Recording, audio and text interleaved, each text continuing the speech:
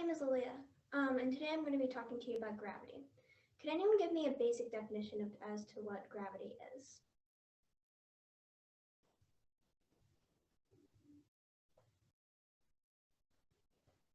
You can either put it in the chat or say it out loud.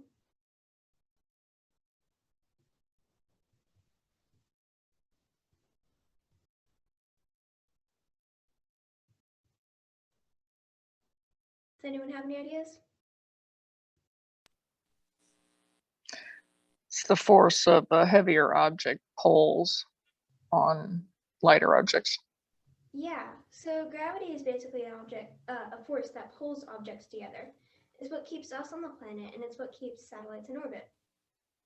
In fact, there's actually no such thing as zero gravity. Gravity is always present. The thing we may know as zero gravity is actually considered microgravity, meaning there's still a small amount of gravity left. So what I have here is called a gravity well.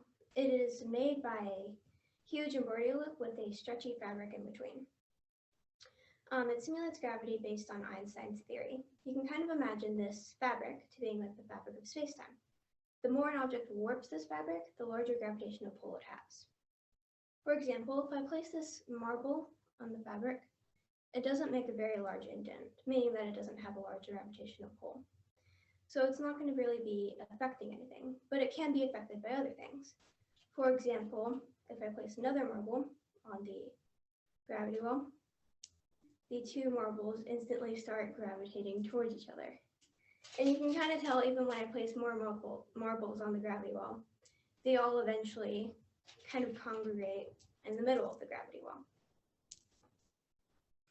So this is kind of the basics of gravity. It's a force that pulls objects together. I also have here a ping pong ball. When I place it on the gravity well, it actually makes a slightly less indentation. This is because while the ping pong ball is bigger than the marble, it has a smaller density. Gravity isn't dependent on the volume or space an object takes up, but rather the mass of an object. I also have a baseball, which is about the same density or denser than the marble, and it's larger, so when I place it on the gravity well, it makes a larger indentation. You can kind of imagine this baseball to being like a small planet. And so we can kind of simulate how an orbit works here. So I have a couple of marbles, and all orbits are elliptical. However, you can have a more circular orbit, like how our planets orbit the sun, or you can have a more like ovular orbit. And so if I give the marble momentum in this way, the marble has a more elliptical orbit, meaning it has like a more ovular orbit. However, when I give the marbles momentum in this direction, it actually has a more circular orbit, like the planets orbiting our sun. And they're still slightly elliptical because that's how orbits work. They're always slightly elliptical.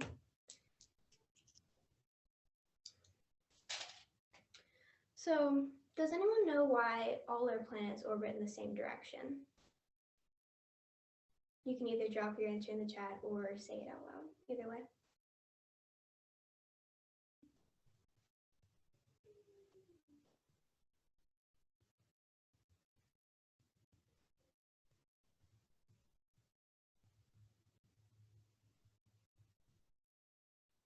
Does anyone have any ideas?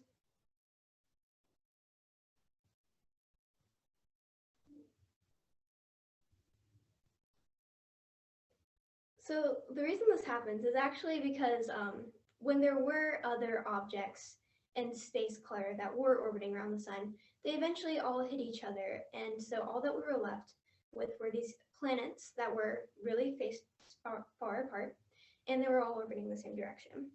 So you can kind of simulate this with the gravity well. I have two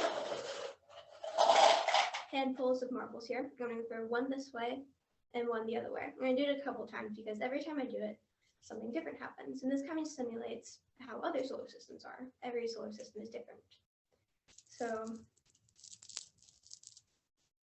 this time you kind of have a bunch of marbles orbiting in the same direction. I'm going to do it 2 more times.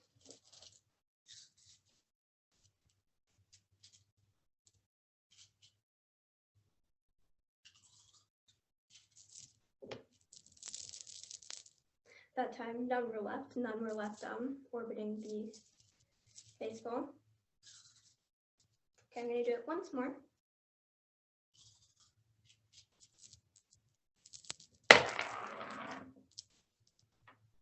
That time was a bit better.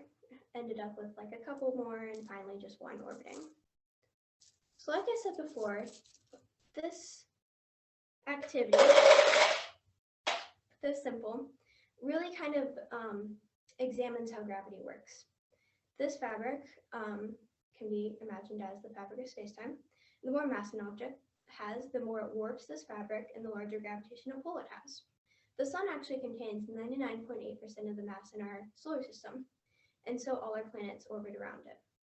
However, the sun by no means is large. In fact, it's actually like medium small compared to other stars. But it's big enough in our solar system that all the planets are orbiting around it. So, from the experience I did, do you think that all of our planets would just like orbit straight into the sun because that's what happened on the gravity wall? But this isn't so because of something called momentum. If I were to throw a tennis ball, it would fall straight back to the earth because of gravity. However, if I'm able to give it more momentum, say I have a robot arm or something, I'm not sure how I'm doing this, but I'm able to give it more momentum. If I give it enough momentum, it'll actually be able to leave the gravitational field of the earth. But if I give it just enough momentum, it'll be caught in this sort of tug of war between the gravitational field of the earth and its own momentum. And this is how our planets stay in orbit around the sun. They're stuck in this sort of tug of war between their own momentum and the gravitational field of the sun. So gravity not only keeps our planets in orbit, it also forms them. It took together these small particles of dust and gas, and it condensed them into the planets that we have today. It did the same thing with stars and other objects in space. So actually what happens if we have too much gravity is that we get a black hole. A black hole is something with so much gravity that actually nothing can escape, even light, hence the name black hole. Black holes can be formed by dying stars. So when a star has spent up all its material and gases, it becomes extremely unstable. It can actually go supernova. And once the star goes supernova, it can either turn into a neutron star, also known as the pulsar star because it literally pulses light, or it can turn into a black hole. When black holes form this way, they're actually called stellar black holes.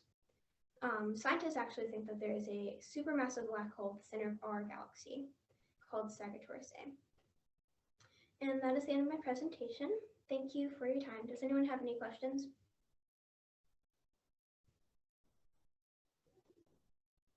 Okay, thank you.